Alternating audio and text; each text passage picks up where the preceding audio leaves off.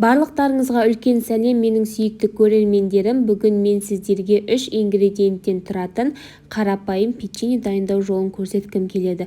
Ешқандай майсыз және ұнсыз дайындалады. Бір жұмыртқаның үстіне 40 грамм қант жеткілікті. Бір шымшым тұз. Мен оған ванильді қантты қосамын. Қосу міндетті емес, бірақ қосуға кеңес беремін. Дәмін ерекше етеді. Барлығын араластырыңызда, содан кейін 80-90 грамм кокос ұнтағын салыңыз.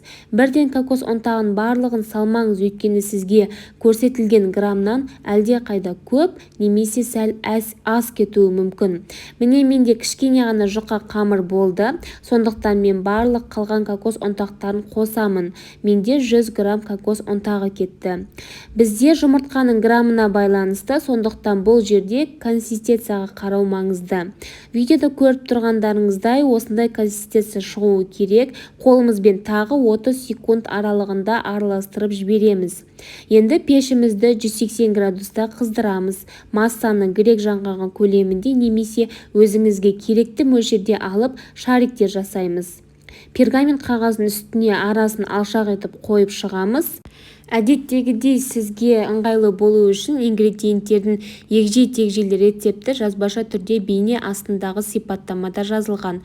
180 градусты пеште 15-20 минут пісіріп аламыз. Егер сізде дұрыс тамақтану жолы болса, онда бұл рецепт сізге арналған. Сырты қытырлақ, іші жұмсақ болып піседі.